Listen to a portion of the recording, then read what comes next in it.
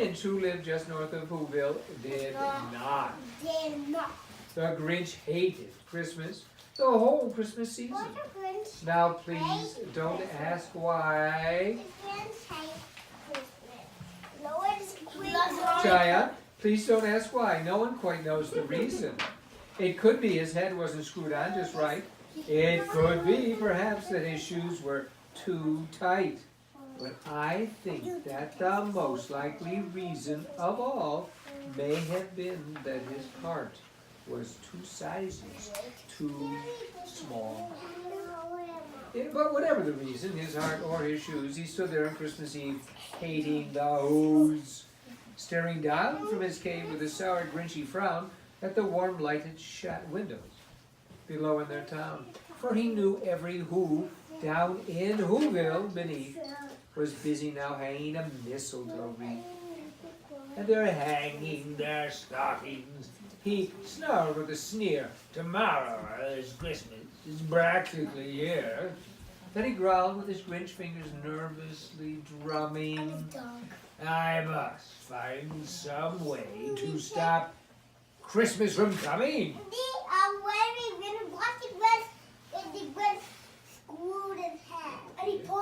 Well, for tomorrow, for tomorrow, he knew.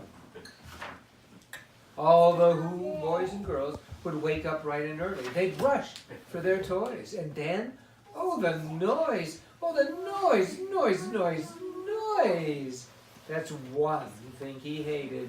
The noise.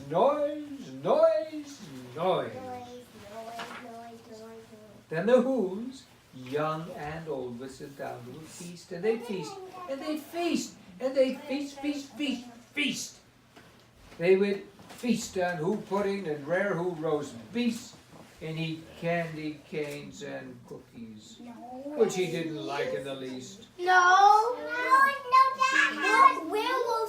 Oh, the rare roast beast, which was something the Grinch couldn't stand in the least. And then, they do something he liked least of all. For every Who down in Whoville, the tall and the small, would stand close together, with Christmas bells ringing. I know the Christmas They'd stand.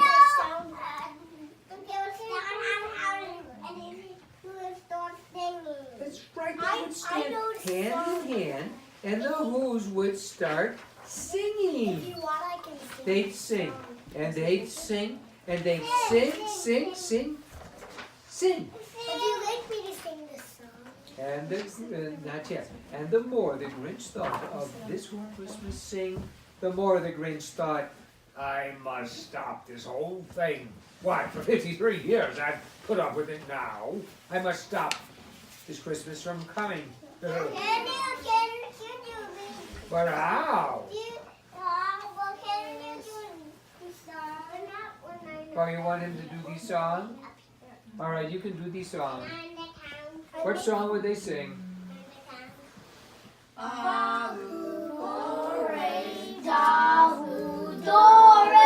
Welcome Christmas every day. Welcome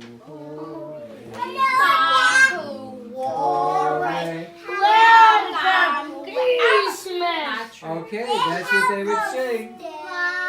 Welcome Christmas. So, the Grinch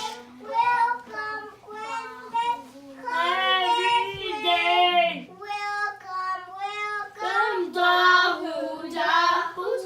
Welcome, Dahu, Dahus. Christmas is here and at last. As long as we have hands to clasp. Ha-hoo, Dores, ga-hoo, Dores. Welcome, every day. Okay, so now the Grinch said, "For 53 years I put up with it now. I must stop this Christmas from coming." But how? Then he got an idea, an awful idea. The Grinch got a wonderful, awful idea. I know just what to do. The Grinch laughed in his throat and he made a quick Santa Claus hat in his coat. And he chuckled and clucked. What a great Grinchy trick. With this coat and this hat, I look just like Saint Nick. No, the other one. All I need is a reindeer. The Grinch looked around, but since reindeer are scarce, there was none to be found. Did that stop the old Grinch? No, the Grinch simply said, if I can't find a reindeer, I'll make one instead. Kristen. So he called his dog Max. Then he took some red thread and he tied a big horn on the top of his head. He's calling Max. Then he loaded some bags and some old empty sacks and a ramshackle sleigh and he hitched up old Max. Then the Grinch said, giddy up.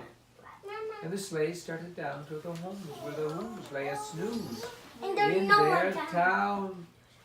All their windows were dark, white snow filled the air. All the who's who were dreaming sweet dreams without care. When he came to the first little house on the square, this is stop number 1, the old Grinchy Claus hissed, and he climbed to the roof. Empty bags in his fist. He slid down the chimney. Patrick. A rather tight pinch. Ow! But if Santa could do it, then so could the Grinch. He got stuck only once, for a moment or two. Then he stuck his head out of the fireplace flue, where the little who stockings all hung in a row. These stockings, he grinned, are the first things to go.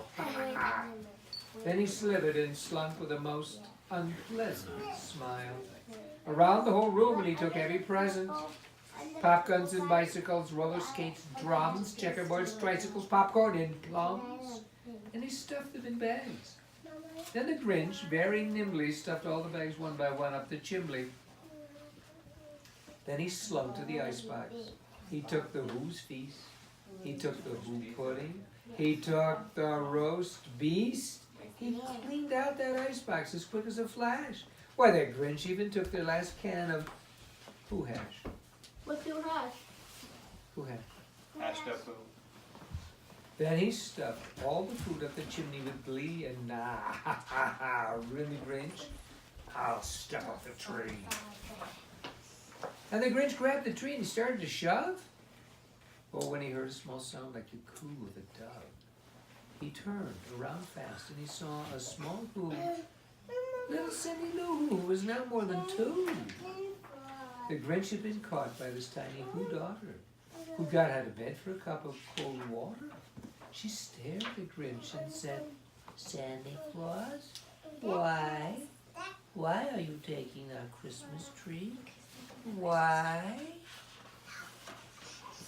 But you know that old Grinch was so smart and so slick, he thought up a lie, and he thought it up quick.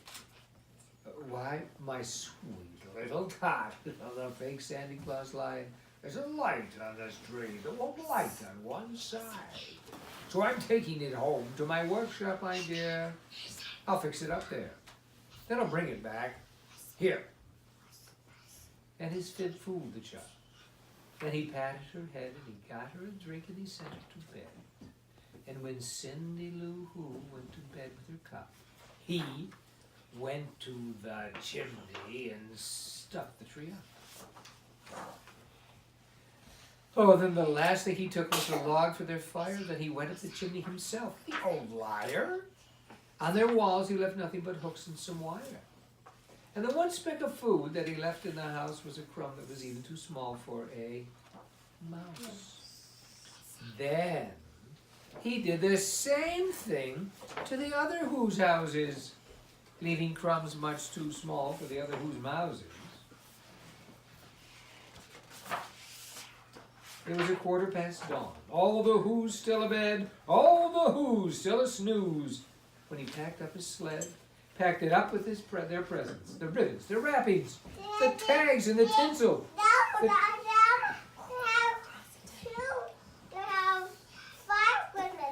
He does his 5 Christmas trees, and the tinsel, and the trappings. Well, 3,000 feet up the side of Mount Crumpet, he rode with his load to the tip top to dump it. Pooh pooh to the Who's. He was grinchiously humming, "They're finding out now that no Christmas is coming. They're just waking up. I know just what they'll do. Their mouths will hang open for a minute or two, then the Who down in Whoville will all cry, 'Boo-hoo!' That's a noise," grinned the Grinch, "that I simply must hear." So he paused, and the Grinch put his hand to his ear. And he did hear a sound rising over the snow. It started in low, Why nobody's gone? then it started to grow. But the sound wasn't sad. Wait, this sound sounded merry. It couldn't be so. Oh, but it was. Merry Fairy. He stared down at Whoville. That is a doggy. This is Max. The Grinch, he stared down at Whoville. The Grinch popped his eyes. Then he shook. What he saw was a shocking surprise. Oh, every Who down in Whoville, the tall and the small, was singing without any presents at all. He hadn't stopped Christmas from coming. It came. Somehow or other it came just the same. And the Grinch, with his Grinch feet ice cold in the snow, stood puzzling and puzzling. How could it be so? It came without ribbons, it came without tags, it came without packages, boxes, or bags. And he puzzled 3 hours till his puzzler was sore. Then the Grinch thought of something he hadn't before. Maybe Christmas, he thought, doesn't come from a store. Maybe Christmas, perhaps, means a little bit more. Ho-ho! And what happened then? Well, Now I'm late. he's nice. Why, in Whoville they say that the Grinch's small house grew 3 sizes that day, and the minute his heart didn't feel quite so tight, he whizzed with his load through the bright morning light, and he brought back the toys and the food and the feast, and he himself, the Grinch, caught the roast beast. Very nice. There you are. Thank you for Okay. listening. How about if we have a little more?